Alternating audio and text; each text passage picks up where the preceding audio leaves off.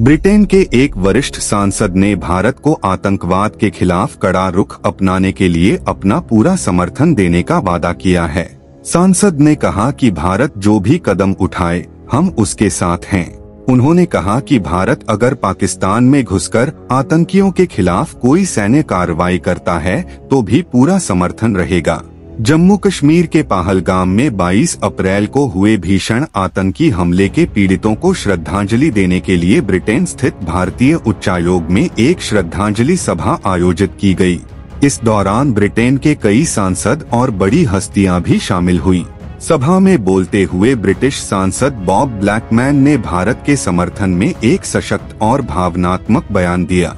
उन्होंने कहा कि जो भी कदम भारत सरकार इस हमले के बाद उठाना उचित समझे, चाहे वह सैन्य कार्रवाई ही क्यों न हो, उन्हें उसका पूरा समर्थन है। ब्लैकमैन ने कहा, हम यहाँ दुख साझा करने आए हैं।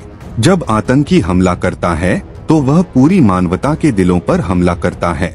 यह हमला धार्मिक आधार पर नफरत को दर्शाता है और इसे कतई सहन नहीं किया जा सकता। उन्होंने बताया कि उन्होंने इस मुद्दे को ब्रिटिश संसद हाउस ऑफ कॉमन्स में उठाया और सरकार से आग्रह किया कि वह भारत के प्रति अपना समर्थन स्पष्ट रूप से जताए।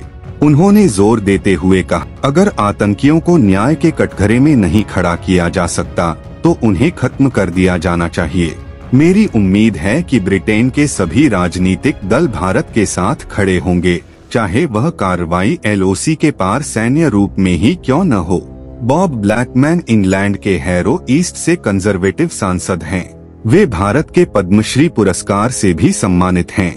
ब्लैकमैन ने अपने कश्मीर दौरे को याद करते हुए कहा कि उन्होंने 9 साल पहले कश्मीर घाटी की यात्रा की थी और घाटी की सुंदरता उनके मन में आज भी बसी हुई है।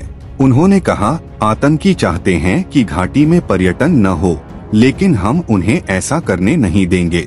कार्यक्रम में लेबर पार्टी की सांसद और इंडो पैसिफिक मामलों की मंत्री कैथरीन वेस्ट ने भी शिरकत की। उन्होंने हमले को भयानक और कायरतापूर्ण आतंकी हमला बताते हुए पीड़ितों के परिवारों और भारत के लोगों के प्रति संवेदना व्यक्त की। उन्होंने कहा, हम सभी को मिलकर इन खतरनाक समयों में एकजुट रहना होगा और न्याय की भावना के साथ साथ उन परिवारों को सहारा देना होगा जो गहरे शोक में हैं। भारत के उच्चायुक्त विक्रम दोराईस्वामी ने अपने संबोधन में कहा कि यह हमला भारत में सामान्य स्थिति को रोकने, पर्यटन को बाधित करने और स्थानीय लोगों की रोजमर्रा की जिंदगी को डर के साए में लाने के लिए किया गया था।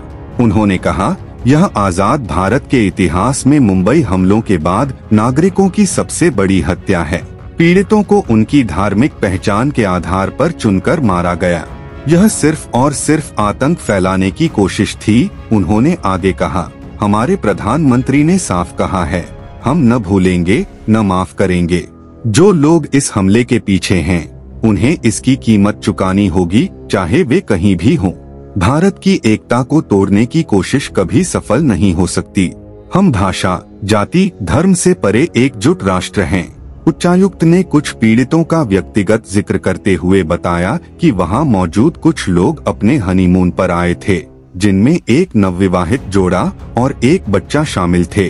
उन्होंने कहा, ये सामान्य लोग थे जैसे आप और हम, बस कुछ पल अपने प्रियजनों के साथ बिताने आए थे और उनकी जिंदगी छीन ली गई। इस श्रद्धांजलि सभा में केंद्रीय राज्य मंत्री एल मुरुगन, महाराष्ट्र के मंत्री संजय शिरसाट, ब्रिटिश सांसदों और भारतीय समुदाय के कई सदस्य उपस्थित थे। सभी ने आतंकवाद के खिलाफ एकजुटता दिखाते हुए पीड़ितों और उनके परिजनों को समर्थन देने का संदेश दिया। पहलगाम हमले के बाद भारत को वैश्विक मंच पर जो समर्थन मिल रहा है, वह इस बात का संकेत है कि आतंकवाद के खिलाफ अंतर्राष्ट्रीय समुदाय एकजुट है।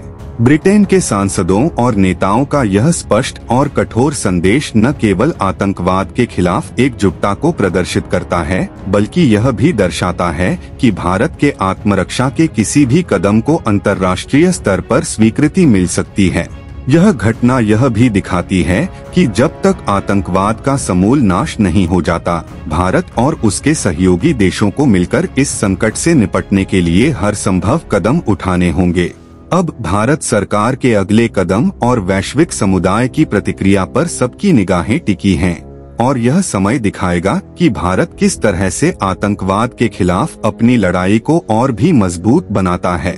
अगर आपको यह जानकारी पसंद आई हो तो कृपया वीडियो को लाइक, शेयर और कमेंट करें। ऐसे और अपडेट्स के लिए हमारे चैनल को सब्सक्राइब करना न भूलें।